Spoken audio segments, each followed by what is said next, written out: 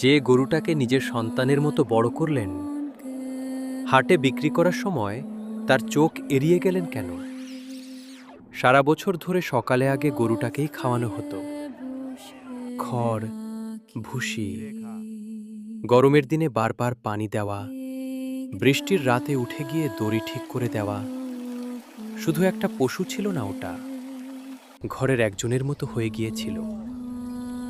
হাটের দিন সকালে গরুর গলায় নতুন দড়ি বাঁধা হতো, কিন্তু রাস্তায় হাঁটার সময় মালিকটা অস্বাভাবিক চুপ হয়ে যেত।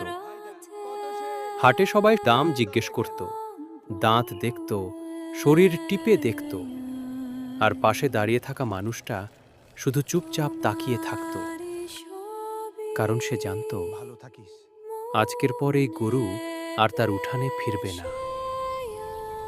অনেক সময় দাম ঠিক হওয়ার পর গরুর মাথায় শেষবার হাত বুলিয়ে মানুষটা মুখ ঘুরিয়ে নিত, কারণ পুরুষ মানুষ কাঁদে না, তবুও চোখটা ভিজে উঠত। আজও কুরবানির হাট বসে, কিন্তু ওই নীরব মায়াগুলো কেউ দেখে না। ডাকটিক, যেখানে হারিয়ে যাওয়া মানুষ আর পশুর মায়াগুলো এখনো বেঁচে আছে।